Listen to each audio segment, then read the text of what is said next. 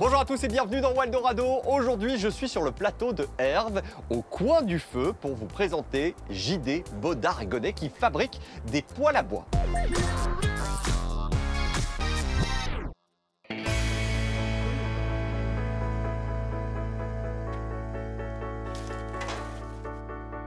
Bonjour Jean-Philippe. Bonjour David, bienvenue. Merci beaucoup, on est bien chez toi ici. Tout à fait, les feux sont allumés.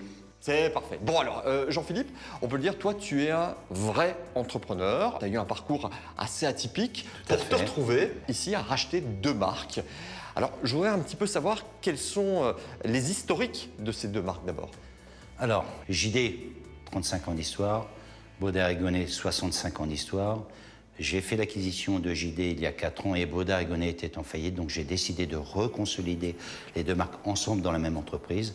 Et maintenant, nous cumulons plus de 100 ans d'histoire et d'expérience du feu. C'est joliment dit. Bon alors, en règle générale, quand un concurrent est en faillite, on le laisse un petit peu tomber.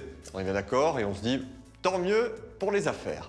Alors, toi, tu as fait autre chose, tu as racheté cette boîte, mais pourquoi en fin de compte? Je suis d'origine française. Bodard-Gonnet était une marque très forte en France. Ils exportaient plus de 50% de leur production il y a 20 ans. C'est pour cette raison que j'ai décidé de ne pas laisser à l'abandon Bodard-Gonnet et d'intégrer les 2 marques ensemble. Oui, il y avait quelque chose quand même d'intéressant d'un point de vue entrepreneurial. Effectivement. Le fait d'avoir 2 marques m'a permis d'absorber les frais fixes, tous les frais de production, et d'être plus compétitif en ce qui concerne les prix de revient des appareils produits ici. Alors, les 2 marques font des inserts, des cassettes, comme on peut le dire chez nous, mais quelles sont leurs spécificités? Alors, les 2 marques sont complémentaires l'une de l'autre. Notre politique de développement par marque nous permet de développer différentes solutions, des systèmes de gestion du feu plus manuels, d'électronique embarquée, un peu comme dans l'automobile, qui permet d'assister l'utilisateur à la combustion du bois, du feu. Alors, c'est 2 marques différentes, on est bien d'accord, mais elles sont toujours 100% belges. Effectivement, la production, la conception, les investissements, tout est réalisé ici à Herve, en Belgique. Et ça s'exporte partout en Europe. 55% de notre production est vendue en Belgique et 45% est exportée. En France, Espagne, Portugal, mais aussi aux Pays-Bas. Au-delà des exportations, qui sont quand même assez importantes, ce que tu as réussi à faire en 4 ans, c'est quand même assez hallucinant. Est-ce que tu as des chiffres à me donner? Alors tout à fait, il y a 4 ans, nous produisions 1800 appareils par an.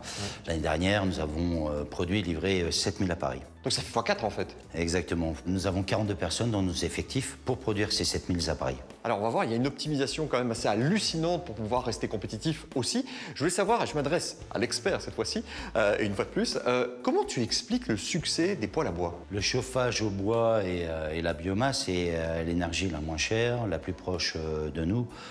Contrairement aux énergies fossiles, le gaz et le pétrole que nous n'avons pas en Europe. D'accord, il y a un côté chaleureux aussi. Effectivement. Un peu sexy. Tout à fait. Ouais, ça, il faut le dire. Merci beaucoup, Jean-Philippe.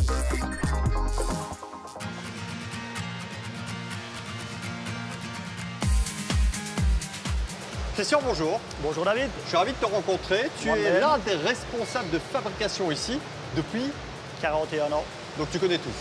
On peut le dire. Alors dis-moi un petit peu comment se passe la production et la fabrication de ces engins? En fait, ici, tu te trouves sur le point de départ, que je qualifierais de production pure. Donc, qu'est-ce qu'on fait? On amène des tôles. Tu verras un peu plus tard 2 plieuses, ce qui nous permet maintenant de faire toute notre fabrication de A jusqu'à Z. D'accord. Auparavant, on sous-traitait tout ce qui était découpe et pliage. Maintenant, on veut que la qualité soit irréprochable, on veut que tous les délais soient respectés. Et là, quand on gère tout de A jusqu'à Z, s'il nous arrive un petit couac, on sait le régler dans la demi-heure. Donc ça, c'est un très, très gros avantage. D'accord. Ton job, c'est quoi réellement? Mon job, j'appellerais ça coordinateur de planning. Ça veut dire que je dois mettre tous les services ensemble pour avancer dans une seule et même direction. C'est-à-dire que je dois vérifier que les achats sont faits au bon moment. Je dois vérifier qu'en arrivant le matin, tous les hommes puissent avoir leur travail.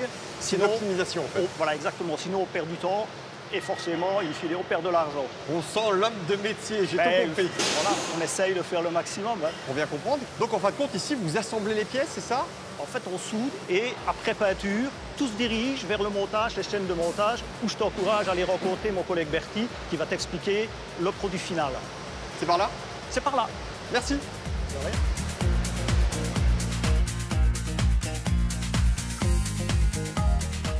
Bertie, on est sur la ligne finale, ligne de production. Est-ce que tu peux me dire qu'est-ce qui se passe une fois que les pièces de Christian arrivent ici? Ici, c'est les monteurs qui prennent le relais.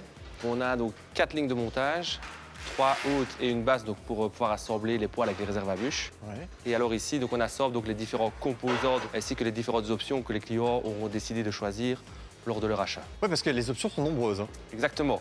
Donc on a une possibilité de ventilation, sans ventilation, avec les briques réfractaires jaunes ou peintes en noir, un thermostat manuel ou un thermostat automatique, et d'autres sont encore possibles. D'accord. Dès que tout ça est assemblé, ça part où? Donc ensuite, on a un contrôle qualité, et ensuite les pièces sont emballées avant expédition chez les clients. Merci beaucoup, Bertie. Pas de souci, avec plaisir.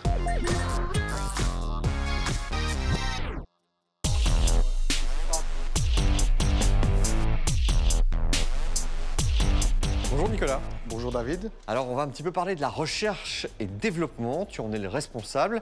Oui. Ça se passe comment? On nous demande d'aller de plus en plus vers des appareils performants, moins polluants.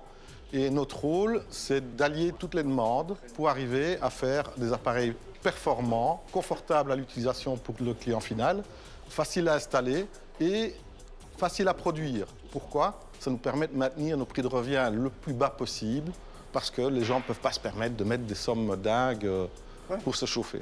Les habitations des utilisateurs, elles ont vraiment évolué. Alors comment tu arrives à adapter les nouveaux produits? Mais ça, c'est vraiment notre challenge du quotidien. On travaille d'abord sur ordinateur, on essaie de mettre en pratique les idées, on met ça en plan. Et puis on vient ici et on fait du feu. On fait du feu. Donc toute la journée, tu fais du feu. On fait du feu toute la journée. T'es un peu le pyromane de la société. Ouais, parfois en été, c'est un peu compliqué parce qu'il fait très chaud. J'imagine qu'il fait déjà très chaud ici, hein, je te jure. Je sais pas ce que tu as fait là, mais... On prépare les tests et les tests finaux sont validés en extérieur dans des laboratoires agréés. D'accord. Comment on arrive encore à faire évoluer la combustion, ces produits? Parce que, très honnêtement, pour moi, c'est faire brûler une bûche. Alors, désolé, hein. Oui, tout à fait, mais chez nos grands-parents, il y avait un feu ouvert. Ouais. Par rapport à cette époque-là, on consomme 10 fois moins de bois pour avoir la même chaleur. Ah, ça j'aime bien, c'est des chiffres. Au niveau pollution, par exemple, les particules fines dont on parle beaucoup, on les a diminuées par 100 par rapport à cette situation-là. Et par rapport aux premiers inserts, on a quand même diminué les consommations par 2 et la pollution de l'ordre de 10 fois. Enfin, ça donne quand même des chiffres qui sont très impressionnants. Là, tu travailles sur un nouveau produit. Oui, c'est un produit qu'on a lancé ici récemment. Et concrètement, ton travail, c'est de tester, c'est de l'améliorer, mais comment? Ça, je ne peux pas le dire, c'est notre secret. Secret défense, évidemment. Non, mais en fait, on essaie de gérer tous les apports en air de l'appareil. On essaye aussi de comprendre comment les gens vont s'en servir. Ici, c'est un appareil manuel, donc les gens peuvent modifier le rapport en air pour avoir plus de flammes, moins de flammes en fonction du combustible qu'ils mettent. Et puis alors, on a des appareils automatiques qui sont gérés avec de l'électronique. Ils chargent sa bûche et on a une carte mère qui mesure les paramètres et qui va adapter les quantités d'air qui arrivent dans l'appareil en fonction de la température demandée, de la température de l'appareil. Donc il y a de l'électronique derrière tout ça. Il y a de l'électronique derrière tout ça. Merci beaucoup Nico, en tout cas tu m'as éclairé. J'espère que je t'ai surtout réchauffé. Oui, ça c'est sûr.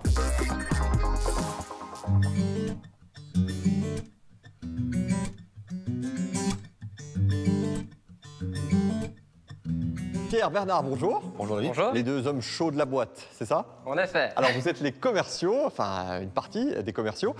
Dites-moi un petit peu, j'ai l'impression qu'il y a une ribambelle d'options, c'est vrai? Donc il faut savoir que JD et Bodar-Rigonnet cumulent à eux deux une centaine de modèles différents. Si on cumule les dimensions et les finitions, on se trouve entre 5 et 600 références. Et tiens, en termes de rénovation, est-ce que vous arrivez à faire du sur-mesure? En effet, on est capable ici de faire du sur-mesure. Donc, c'est-à-dire que les clients qui ont une rénovation ou une ancienne cheminée à laquelle ils ne veulent pas toucher, nous sommes capables de produire un appareil aux dimensions requises par le client afin de lui proposer la solution la plus adéquate possible. Et tout ça, c'est grâce à la recherche et développement, on est bien d'accord, mais ça doit répondre aussi à tout un tas de normes. Tout à fait.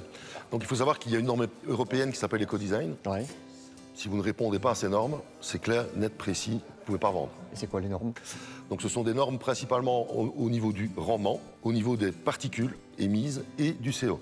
Alors, il y a aussi une petite subtilité, c'est que la région wallonne peut intervenir autour de primes. Il y a une prime qui est donnée par la région wallonne, mais c'est un peu plus contraignant au niveau des particules. Ouais, c'est un peu plus poussé en fait. Un peu plus poussé. D'accord. Voilà, exactement. Et le montant de ces primes? Les primes aussi entre 400 et 2400 € en fonction des revenus des demandeurs. C'est pas mal quand même, hein?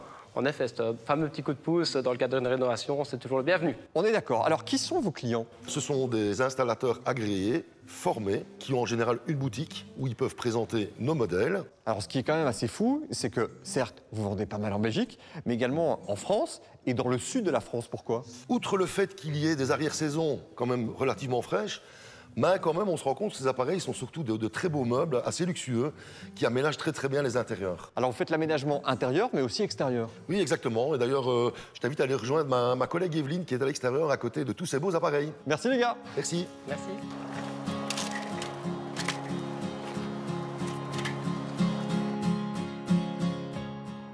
Evelyne, je te rencontre à l'extérieur. Bonjour. Oui, bonjour. Alors, ça, c'est la gamme outdoor. Oui, bien sûr. Bodard et Gonnet a décidé de faire une gamme complète pour ses clients. Alors, ça fonctionne très très bien avec le temps qu'on a. Oui. C'était une demande des clients? C'était une demande du marché, oui. Si on aime les jardins, recevoir des amis et de la famille à l'extérieur, nous, on crée des moments magiques autour du feu. Comment ça s'est créé, justement? Nous avons la technologie du feu et on a travaillé avec un designer, Bertrand Lejoli, qui a créé nos souhaits dans des super beaux designs. Alors, de ce que je vois, vous ne faites pas que des bras zéro. On fait aussi des barbecues, des planchas. On est le seul à mettre une mix de béton et de l'acier. On fait vraiment une petite gamme complète. Ok. Eh bien, merci beaucoup, Evelyne. Avec plaisir. On va retrouver Jean-Philippe dans quelques instants, mais cette fois-ci à l'intérieur.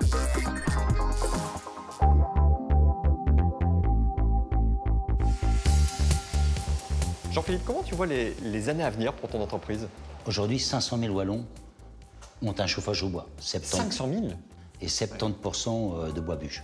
Donc oui, effectivement, nous sommes extrêmement confiants sur l'avenir. Vous engagez en ce moment? Alors, nous recherchons des profils bien spécifiques, notamment des profils en R&D, mais aussi des commerciaux dans tous les pays limitrophes autour de la Belgique. Qu'est-ce qu'on peut vous souhaiter pour l'avenir?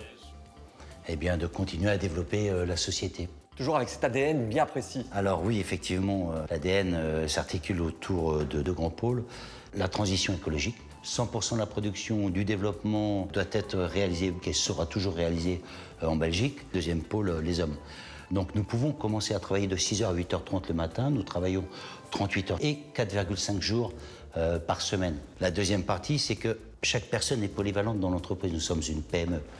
Par exemple, la personne en charge du graphisme de nos supports publicitaires est aussi opérateur en production. Et enfin, le dernier point, chaque personne dans chaque poste doit gérer elle-même la qualité et la productivité.